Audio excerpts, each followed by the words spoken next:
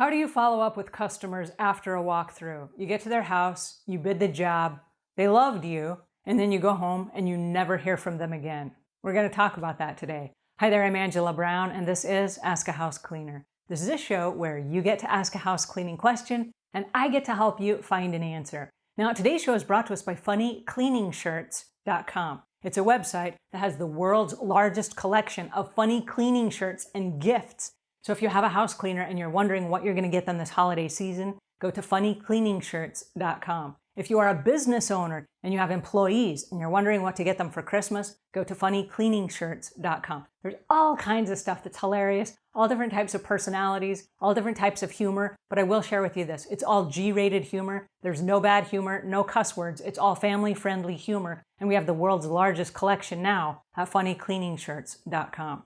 All right, on to today's show. This is a really interesting question. How do you follow up with a customer after you've gone to a customer's house and you've given them your heart and soul and you did a walkthrough and you made friends with them and you bonded and they seem to love you, and then you go home and a couple of days passes and then it turns into a week and then you're like, well, should I send the contract back to them? Hope that they sign it. Should I ask if the price was too high? Should I ask if I should give them a discount? Should I call them? Should I text them? Should I email them? Should I try to hunt them down on Facebook? What happens next? Okay, if you ever find yourself in that situation, it's because you skipped a part of the sales process, Sales 101. Sales 101 says you want to assume the sale. Assume the sale means this. When a customer calls you and they say, will you come over to my house and give me a price? They're not saying, will you come over and give me a price because I have an afternoon free and I would love to just, rattle off for an hour with a stranger that I've never met before that cleans houses. Nobody does that, okay? The only reason someone would invite you over and they are not in the market for house cleaning is because they themselves are a house cleaner and they want to know how you do a walkthrough and they want to know what kind of pricing you would give for a house about their size. That is the only reason why. And that is also very easy to overcome. Because when you get there to the house and you see clues and you ask them, are you also a house cleaner? How do you know this? How do you clean it yourself? When you ask those kinds of questions and you find out that they are a house cleaner, if they don't know how to do a walkthrough and they don't know about pricing, this is a perfect opportunity. With some training, they might be a great employee for you, or they might be a great independent contractor for you. And so we've recruited a lot of house cleaners that tried to trick us by having us come to a walkthrough at their house, okay? So don't let that slide. But if you find out while you're there that they are themselves a house cleaner, hey, listen, any chance we can work together? Can we collaborate instead of compete? So it's an awesome opportunity. All right, back to the customer. If a customer invites you over to their house, they need their house cleaned. That is the assumptive close. I'm a house cleaner. They called me. I can clean their house. All right? So the assumptive close suggests this. How did they find you? Did you come by referral? Did they go on your website? Did they find you on Facebook? Did they search all of your social media? What was it that made them decide you were the right person? I don't know, but something did, because here you are, right? And how did you get there? Because to get all the way to a customer's house for a walkthrough is huge. Most people will call you up on the phone and say, hey, can you give me a quote? Well, you can, but the object is to get to their house because you assume they actually need their house cleaned. I can't give you a price on the phone and then start cleaning, right? I still have to come see the house. So you have to assume, if this is true, what you're saying, there must be a walkthrough, right? So you have to assume every step of the way. So I assume you did your research. I assume you chose me out of 100 other house cleaners because there's something about me that made you pick up the phone. I don't know why, but here you are on the phone, so I have to assume that's the case. All right, now, you asked for a price. Before I can give you a price, I have to ask a series of questions because I want to make sure you have the right price. Is that fair? They go, yeah, that's fair. Okay, great. Then you ask a few questions, and the questions help determine whether or not they're a good fit for you. Do you do the type of cleaning that they need? And if you don't, then you say right up front, we don't do that kind of cleaning. That would be somebody that would be in more of a, let's say, a forensic restoration type cleaning, and I have friends I could recommend in the industry. Would that be okay? And then you immediately remove yourself from the situation. You don't waste any more time, and you just get them the referral and you move on, right? But if you do the type of cleaning that they need, and you say, hey, I'm going to be in your neighborhood this afternoon, I'd love to swing by.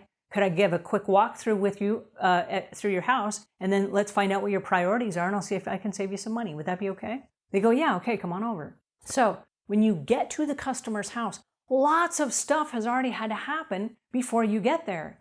So to just like, well, I hope I get the job, you're not going to get the job.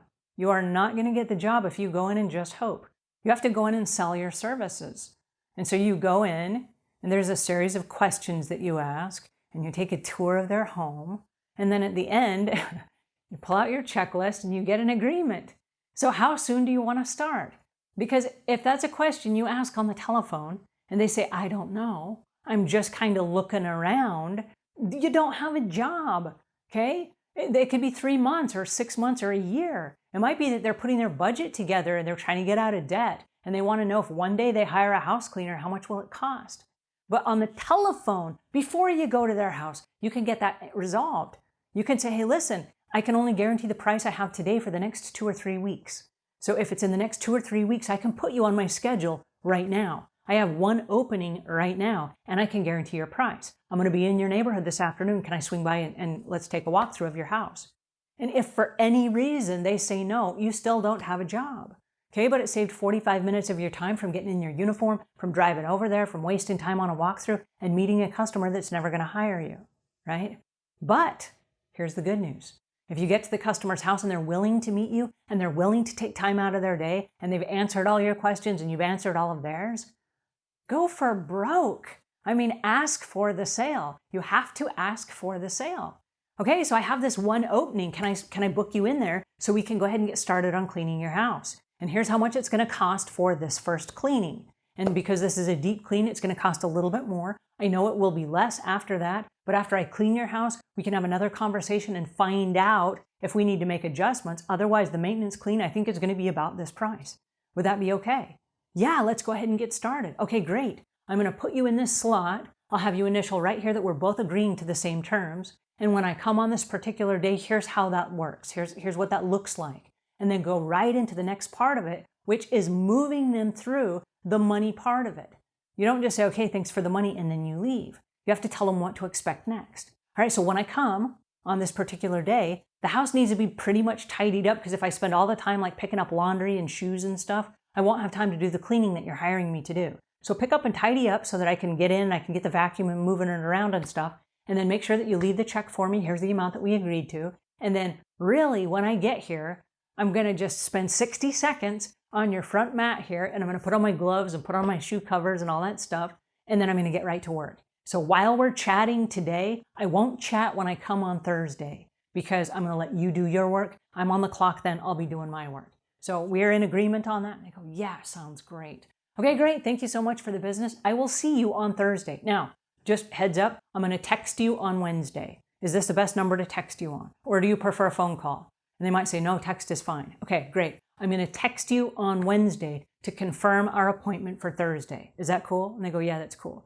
All right, for any reason, if anything comes up, will you call me and give me the courtesy of the call so I can resell that time slot, because I only have one.